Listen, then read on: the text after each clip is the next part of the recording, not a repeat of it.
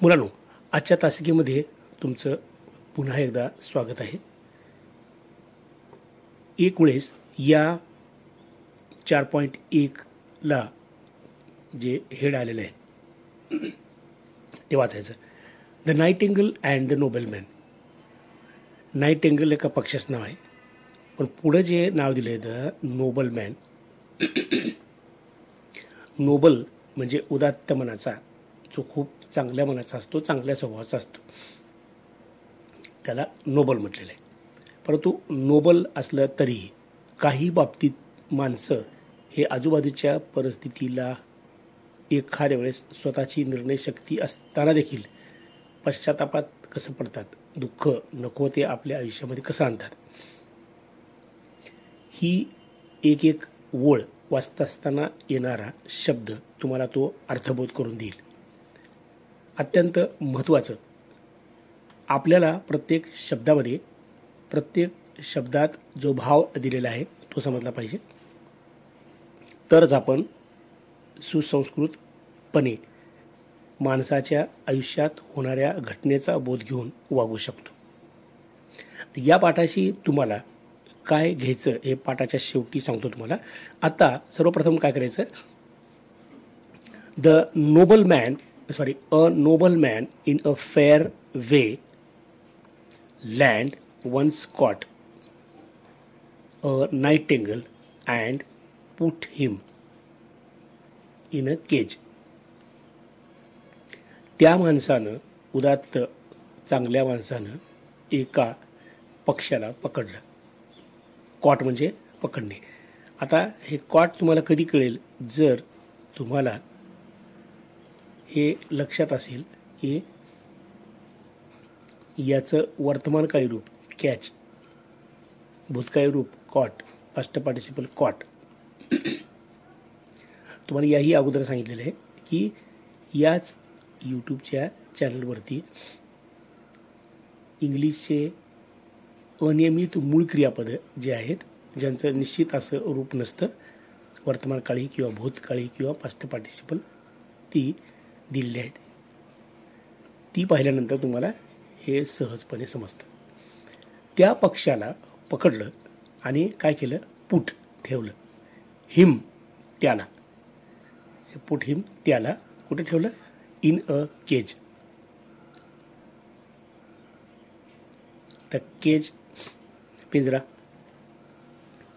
No bird likes to be shut in the cage. हे नकारार्थी वापरले इथं. नो बर्ड लाइक्स एक तृतीयपुरुषी एक वचनी असल्यामुळे इथं येस लागलं. To be shut up in a cage. आता कुठलाच पक्षी तिथं त्या केजमध्ये, पिंजऱ्यामध्ये नव्हता. म्हणजे याचा अर्थ असा होतो की कुठल्याच पक्ष्याला कधीही पिंजऱ्यात राहणं आवडतं का? आपणच बघा, 2 तास जर वर्गात बसलो तर कसं वाटतं का? समजा आम्ही वर्गात शिकवतानाच तुम्हाला म्हटलं चला रे खेळायला, सगळे एका सेकंदामध्ये तयार होणार. त्याचं एकमेव कारण म्हणजे आपली मनस्थिती एकत्रित बसण्याची, एका जागी बसण्याची काही काळच बसते.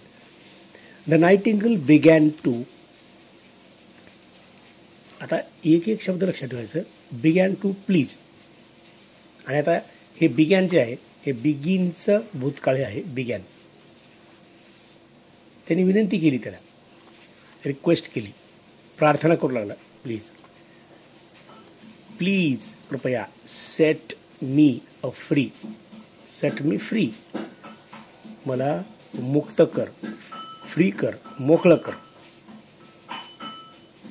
विनंती केली. सहज घटना आहे, दोघातला संवाद आहे. पण आता इथं तुम्हाला काय शिकायचं माहिती आहे का? तुम्हाला इथं इफची क्लास शिकायची. हे सगळ्यात महत्त्वाचं. इथं इफच्या क्लासमध्ये इथून इथपर्यंत जायचं. आता खरं तर जायला कुठं पाहिजे, तर इफच्या क्लासमध्ये इथून इथपर्यंत पाहिजे. इफच्या क्लास म्हणजे वाक्य. ह्या इफच्या क्लासमध्ये इथं कोणता काळ आला आहे बघा, आणि पुढं कोणता काळ आला बघा. इथं इफच्या क्लासमध्ये जर इथं वर्तमान काळी आला असेल तर इथं भविष्यकाळी येतो. साधा वर्तमान काळ इथं असेल तर इथं साधा भविष्यकाळात असतो. इफ यू लेट मी गो, मला जर तू सोडलास, मला तू जायला परवानगी दिलास, जर तू मला जाऊ दिलास तर, आता इथं तरसाठी इफ म्हणजे काय, जर. हे इफ म्हणजे जर, इफ म्हणजे जर आहे. परंतु आता हे जर इथं दिलेलं आहे, इंग्लिशमध्ये तरसाठी इथं शब्द नाही. तो तर आपण इथं ह्या कॉम्यापासून समजून घ्यायचा. तर मग तुम्ही हुडकत राहायचं दरला शब्द आहे तर कुठं आहे असं नाही म्हणायचं. हे तर.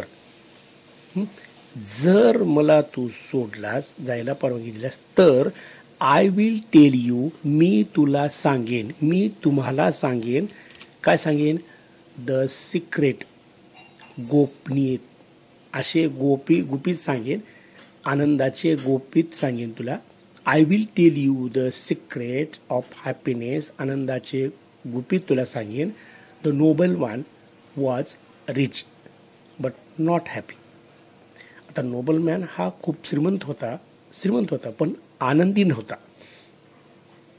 वॉज आणि इथं नॉट केले.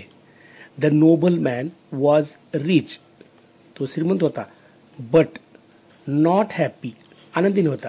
म्हणजे मनाने तो दुःखी होता, आनंद नव्हता. आणि नेमकं हेच वाक्य म्हणजेच लक्षात असू द्या, काही माणसांना बोलण्याचं इतकं भारी कौशल्य असतं की त्या कौशल्यात ते काय करतात, समजा गृहीत धरा की तिथं कुणाचा तरी वाद चालू आहे आणि तो वाद मिटवायचा आहे. तर वाद मिटवण्यासाठीचा एखादा शब्द कोणता बोलावा की जेणेकरून हा वाद मिटेल आणि मग त्याच्यामध्ये आपल्याला जागा मिळेल. ग्रुप जो आहे, कशाची चर्चा चालू आहे, कुठली तरी चर्चा चालू आहे, पण त्या ग्रुपमध्ये मला सामील करून घेण्यासाठी कोणता शब्द वापरला पाहिजे, मग तो शब्द बोलणार ते कौशल्य त्यांच्याकडे असतं. आता इथं हे नेमकं तसं झालं की हा नोबल मॅन आनंदी नव्हता, म्हणून आनंदी राहण्यासाठीची गोपनीयता कोणती असते, कोणते गुपित असतात या बाबतीची उत्सुकता त्याला लागली. आणि त्याच कारणामुळं ही म्हणजे तो, आता ही जे इथं आलेलं आहे, ही जे आलेलं आहे ही नोबल मॅनसाठी आलेलं आहे. नोबल मॅन हे नाम आहे. या नामासाठी लक्षात असू द्या, या नामासाठी हे इथं सर्वनाम आलेलं आहे. या वाक्यामध्ये सहजपणे अभ्यास करत असताना काळ कोणता आला, क्रियापदाचं कोणतं रूप आलं हेही आपण लक्षात घ्यावं आणि त्या वाक्याचा अर्थ कसा होतो. कधी कधी काही इंग्रजीचं स्पेलिंग तेच असतं पण संदर्भ बदलून आलेले असतात. त्याचा संदर्भ कसा बदलला हेही आपल्या लक्षात आलं म्हणजे आपल्याला 10वीच्या प्रश्नपत्रिकेमध्ये पत्रलेखन असेल किंवा मग स्टोरी रायटिंग असेल किंवा आपलं मनाला म्हणजे स्वयलेखन असेल तेही आपल्याला व्यवस्थित देता येतं. ही वॉन्टेड टू नो, आता हे 2 क्रियापद आहेत, हे 2 मूळ क्रियापद आहेत. या 2 मूळ क्रियापदाला टूनी जोडलेलं आहे, हे टूनी जोडलेलं आहे. वॉन्टेड टू नो, तो जाणू इच्छिला, त्याला माहिती करून घेऊ वाटलं त्याला. काय? द सिक्रेट ऑफ हॅपीनेस, आनंदाची गुपित काय आहेत त्याला माहिती करून घेऊ वाटलं. काय भाऊ कसले असतील हे. सो म्हणून, आता इथे सोचा अर्थ काय होते, म्हणून. सो ही लेट सोडलं त्यानं, लेट द बर्ड गो, त्या पक्षाला तिने सोडलं. त्या पक्षाला सोडल्यानंतर जो पहिला शब्द बोलला गेला, काय बोलला गेला आणि मग त्या नोबल मॅनची रिॲक्शन काय झाली, प्रतिक्रिया काय झाली बघा. आता लिसन सेड द नाइटिंगेल, ऐक. वाक्य कसं जोडले बघा. हे पंक्च्युएशनमध्ये इंग्लिशमध्ये 1-2 मार्काचा जो प्रश्न येतो तिथं तुम्हाला अशा प्रश्नाला तोंड द्यावं लागतं. म्हणजे कॉमा कुठं आहे, इन्व्हर्टेड कॉमा कुठं आहे, फुल स्टॉप कुठं आहे आणि त्या लेटरचं स्मॉल लेटर कुठं काढलेलं आहे, कॅपिटल कुठं काढलेलं आहे हेही आपल्याला लक्षात आलं पाहिजे. वाक्य इथं तोडले. पहिल्यांदा काय बोलले, लिसन म्हणले, लिसन ऐक, लिसन म्हणजे ऐकणे. Said the nightingale, this is the secret of happiness, हे आहे आनंदाचं गुपित. आणि मग पुढे सांगितलं की नेवर,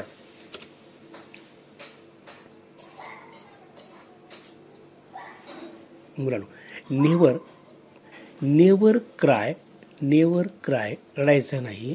म्हणजे आपण त्याला साध्या साध्या भाषेमध्ये जर बोलायचं चालू केलं तर कुतायचं नाही. आपण कुतो असं झालं तसं झालं म्हणतो आपण. रडायचं नाही. ओव्हर स्पिल्ड द मिल्क, दूध सांडल्यावर कधीही रडायचं नाही. And never trust, never, never हा शब्द लक्षात ठेवा. नेव्हर म्हणजे कधीही नाही, नाहीच. नेव्हर ट्रस्ट, ट्रस्ट म्हणजे विश्वास ठेवणे. आयडल, आयडल बरं का. आयडल म्हणजे काय तर आयडल म्हणजे निष्क्रिय शब्द. तर निष्क्रिय शब्द, निष्क्रिय वस्तू बघितली आम्ही. निष्क्रिय शब्द कसे असतात? निष्क्रिय शब्द म्हणजे नकारार्थी शब्द असतात जे आपणाला कार्य करू देत नाहीत. आपली ऊर्जा हे बिना कामाची तयार करतात. म्हणजे काय, एखाद्या माणसाला जर कुठलं काही काम करायचं असेल तर अरे ते कशाला करलंस तू, काय गरज पडली आपल्याला करायचे, हे जे शब्द आहेत हे त्याला निष्क्रिय करतात. कधी कधी तर असं होतं, काही माणसं सल्ला मागायला जातात की आता आमचा मुलगा मॅट्रिकला इतके मार्क घेतलेले आहेत आणि तो काय शिकावं आणि कुठे कॉलेजला द्यावं किंवा पुढचा कोर्स काय करावं, असं विचाराय गेलेल्या माणसाला जे शब्द बोलले जातात, बोललेले आहेत आणि आजही बोलले जातात, ते दोन प्रकारचे. ते सकारात्मक बोलले जातात. पण मला त्यातला आयडल शब्द तुम्हाला सांगायचे. आता एक माणूस तसाच गेला आणि सांगायला की माझ्या मुलांना असं 10वीचे एवढे मार्क घेतले तर आणि कुठं घेऊ ॲडमिशन सांगा. आता तो समोरचा माणूस नकळत त्याला आयडल शब्द वापरतो आणि बोलतो, अरे काय शिकवायची गरज आहे, शेत एवढं मोठं आहे तिथं, हे शेत कोण सांभाळणार, तुला कोण सांभाळणार, ती पोरगं शिकलं, नोकरीला गेलं, बाहेर गेलं, तुझं म्हातारपण कसं होईल. या शब्दात जर तुम्हाला शोधता आलं तर शोधा आयडल शब्द कोणते आहेत ते. आणि त्या माणसानं जर ते ऐकलं आणि ते खरंच ऐकलं आणि त्या मुलाला बाहेरगावी ॲडमिशन चांगल्या कॉलेजला देण्याच्या ऐवजी त्याला शेतीच करायला लावली, ह्या शब्दामुळं त्या मुलाचं शिक्षण पुढचं होणारं हे थांबवलं गेलं. यालाच निष्क्रिय शब्द असे म्हणतात. The noble man didn't think, त्याला वाटलं नाही. Much of the secret, much of the secret, ह्या माणसाला, ह्या व्यक्तीला वाटलं नाही मच, जास्त काही ह्याच्यामध्ये भारी काही गोपनीयता आहे किंवा गुपित आहे आनंदाचं, ह्यात काय आहे. दिस इज, हे आहे just a silly piece of advice. हा सल्ला देण्याचा मूर्खाचा सल्ला, म्हणजे मूर्ख सल्ल्यापैकी एक सल्ला.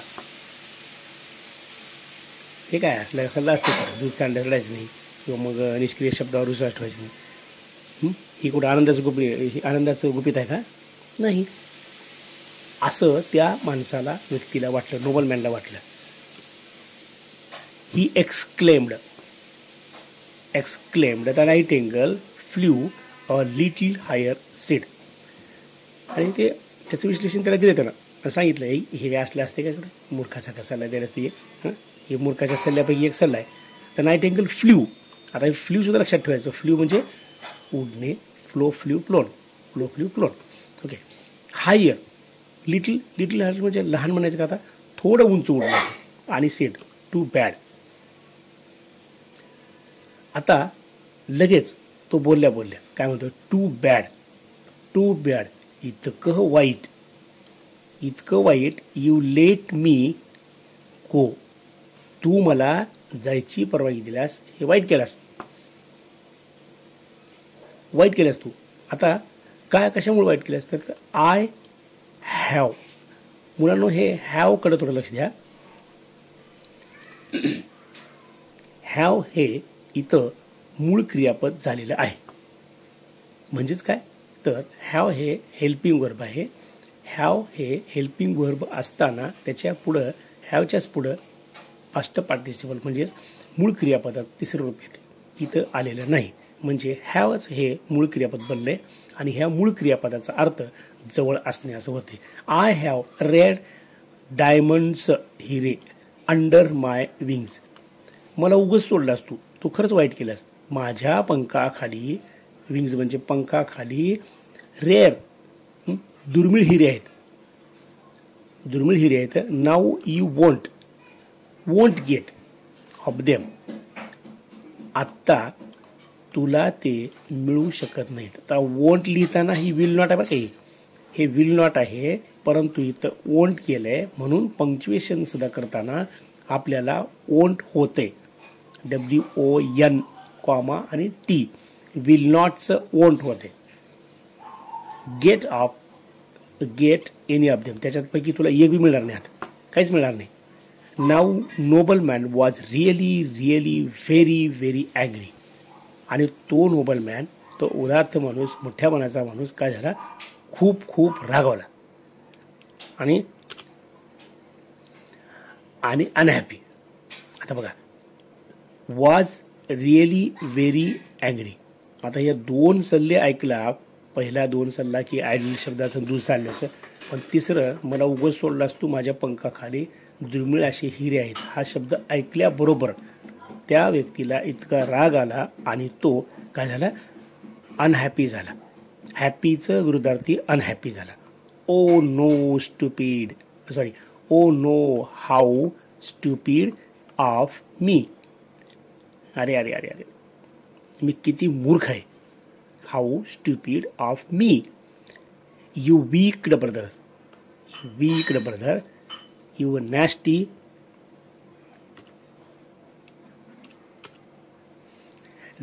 बर्ड्स. आता हे वीक्ड आणि हे नॅस्टी ह्याच्याकडे जर तुम्ही लक्ष दिलं तर आता आपल्या मराठीमधल्या शब्दात सांगायचं म्हणजे म्हाताऱ्या बाया जुन्या म्हणतात, हे वंगड्या म्हणतात, ते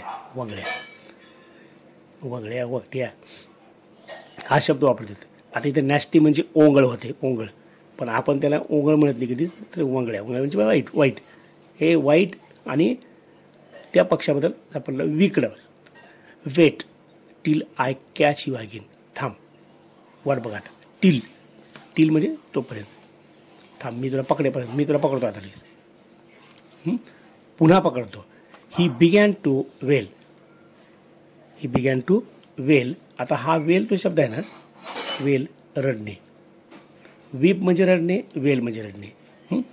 don't be so upset my lord said nightingale. एवढं नाराज होऊ नको. अपसेट मन नाराज होणे. अपसेट माय लॉर्ड, हे देवा नाराज होऊ नको. It was kind of you to let me. मला तुम्ही बाहेर जाऊ देण्याची ही जी परमिशन दिली तो तुमचा मनाचा दयाळूपणा आहे. Why I give you good piece of advice. Think over it. आणि दॅट्स वाय, म्हणूनच तुम्हाला मी काय केलं, पीस ऑफ ॲडवाईस, एक सल्ल्याचा भाग म्हणून तुम्हाला सांगितलं. थिंक ओव्हर इट, त्याच्यावर तुम्ही विचार करा. मी जे बोललो तुम्हाला ॲडवाईस दिला त्याचा विचार करा. Think over it. First thing त्यातली पहिली आहे, आय सेड वॉज. मी म्हणालो होतो. Don't cry over spilled milk. दूध सांडल्यावर रडायचं नाही, हे पहिल्यांदा म्हणलं होतं. I am already far away from you. आणि मी अगोदरच तुमच्यापासून दूर आहे. फार अवे, दूर अवे. फार अवे फ्रॉम पासून, हे प्रिपोजिशन आहे. यू तुमच्यापासून किंवा तुझ्यापासून मी खूप दूर आहे. आयच्या पुढे इथे ॲम वापरले, आयच्या पुढे इज वापरलं नाही. ॲम हे आयच्याच पुढं वापरायचं. कधीही चुकून, काही मुलं आता जिल्हा परिषदेचे असतील किंवा 5वी 6वीचे असतील किंवा 4थीचे असतील, इज म्हणजे आहे, इज म्हणजे आहे, मग वापरा तर काय होते, असं वाटून जाते. परंतु ते चुकीचं वापरणं. म्हणून काय करायचं, जे सिस्टममध्ये सांगितलं तेच करायचं, चुकते सगळं. You can't catch me again. They why make yourself unhappy about it. You can't catch me again. शकत नाहीस तू, शकत नाही, न शकणे, कांट. तू मला पुन्हा परत पकडू शकत नाहीस. मी म्हणजे मला, अगेन म्हणजे पुन्हा. Then why make yourself unhappy about it. तू मला पकडू शकत नाहीस आणि तू स्वतःला, युअर सेल्फ स्वतःला, इथे युअर सेल्फ म्हणजे काय, स्वतःला तू पुन्हा दुःखी का बनवतोयस. तू काही मला पकडू शकत नाहीस आणि पकडू शकत नाहीस म्हणून तू काय होणार, दुःखी होणार. मग कशाला दुःखी व्हायलास तू. मी तुला काय सांगितलं की दूध सांडल्यानंतर रडायचं नाही. म्हणजेच त्याचा अर्थ असा होतो की तू मला पकडू शकत नाहीस. Secondly, how can an ordinary bird like me have diamonds under his wings. दुसरं, पहिलं ते सांगितलं की दूध सांडल्यास रडायचं नाही. म्हणजेच काय, मी उडून गेलो, मला तू पकडू शकत नाही. याचं पुन्हा पकडायचं म्हणतोस तू, याचं दुःख कशाला करायचं. आत्ता दुसरं, आणि हे कसं लक्षात आलं नाही तुला की साधारण पक्ष्याच्या माझ्यासारख्या साधारण पक्ष्याच्या पंखाखाली हिरे असतात. हे असते का असं. Those were just idle words of mind. आणि हे माझे कसे शब्द होते, निष्क्रिय शब्द होते. म्हणजे तुझ्या विचाराला कुठंतरी भटकत नेलं शब्दाने त्या, किंवा माझ्याकडे हिरे होते, तू मला उगाच सोडलास आणि यामुळे तू दुःखी झालास. हे निष्क्रिय शब्द आहेत. म्हणजे क्रियाशीलता तुझी काय झाली, तिथं थांबली. It's a mistake to trust. आता या शब्दाला खूप डिमांड आहे. इट इज पंक्च्युएशनमध्ये परत लक्षात ठेवा. आता इथं टाईप करताना यस पुढे गेले. मिस्टेक, चूक.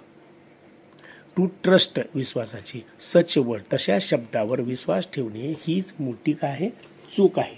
Use my bits of advice and happy be farewell. आता इथं काय म्हणते ना, use my bits of advice. माझा हा छोटासा सल्ला वापरून बघ, वापरात आण नेहमी. कुठल्याही गोष्टीत पश्चाताप करायचं नाही, कुठल्याही बाबतीत दुःख करायचं नाही. जे हातात आहे तेच आपलं असतं. वर्तमान काळच आपला आपण भविष्यकाळाला मजबूत करू शकतो. भूतकाळ आपल्याला काहीही करू शकत नाही. झालेल्या गोष्टीबद्दल पश्चाताप करत बसणं म्हणजेच आपण वर्तमान काळ खर्च करणं नव्हे, तर सोबतच भविष्यकाळसुद्धा अंधारात ठेवणं असं होते. म्हणजे बऱ्याच गोष्टीला काय होते, काही माणसं उगाच पश्चाताप करतात, आमचं असं झालं, आमचं तसं झालं. पण नव्यानं काही गोष्टी कराव्या लागतात आणि आत्मविश्वास आपला वाढत जातो. जगणं हे नव्या दिवसाचं असतं. सूर्य रोज नवा दिवस घेऊन येतो. 24 तास म्हणजेच 1444 मिनिटं आपल्यासाठी तो देतो आणि ते मिनिट नवे करण्यासाठी असतात. परंतु आपली मनस्थिती निष्क्रिय शब्दात अडकून पडते. विश्वास ठेवतो निष्क्रिय शब्दावर आपण आणि मग कुठंतरी भरकटत हिंडतो. हे हिंडायचं नाही. आणि मग आता the noble man watched as the bird flew away. हे सगळं पक्षी बोलत असताना, जात असताना त्याने सांगितलेला सल्ला, माझे 2 हे छोटे सल्ले तू ऐक. फेअरवेल करताना, म्हणजे काय, दूर जाताना, त्याच्यापासून निरोप घेताना. The noble man watched as the bird flew away. तो पक्षी उडताना तो त्याकडे सारखं टक लावून बघत होता, लहान होईपर्यंत. म्हणजे दूर जाताना लहान होते, तिथे काय लहान झालं नाही असं उडता. आता एक गोष्ट लक्षात ठेवायची की कुठल्याही बाबतीत आपण पश्चाताप आणि निष्क्रियता होण्यासारख्या शब्दावर विश्वास ठेवायचा नाही. इथं एखादी गोष्ट जर आपल्या हातानं चुकली तर आपण त्याच गोष्टीमध्ये बसतो विचार करत, हे कसं झालं. म्हणून तिथं साधं उदाहरण दिलं की दूध सांडल्यावर रडायचं नाही. हे सांगतंय की आपल्या हाताने चुका झाल्यानंतर आपण त्या चुकामध्ये गुरफटत बसायचं नाही. कारण आपली भावनिक एकात्मता ही काय होते, भंग होते आणि भावनिक बुद्धिमत्ता जी कार्य करण्याची असते तीही थांबते. आणि जिथं भावनिक बुद्धिमत्ता थांबते तिथं आपल्याला स्वतःला सावरता येत नाही. म्हणून आपलं स्वतःचं मानसिक आरोग्य हे सांभाळता आलं पाहिजे. त्याचं औषध म्हणजे काय केलं पाहिजे तर आयडियल शब्दावर विश्वास ठेवून आपण कुठेही भरकटायचं नाही, पश्चाताप करायचं नाही, झालेल्या चुकावर पटकन फुलस्टॉप देऊन पुढे चालायचं. हेच या पाठातून त्या पक्षाने आपल्याला सांगितलेलं आहे.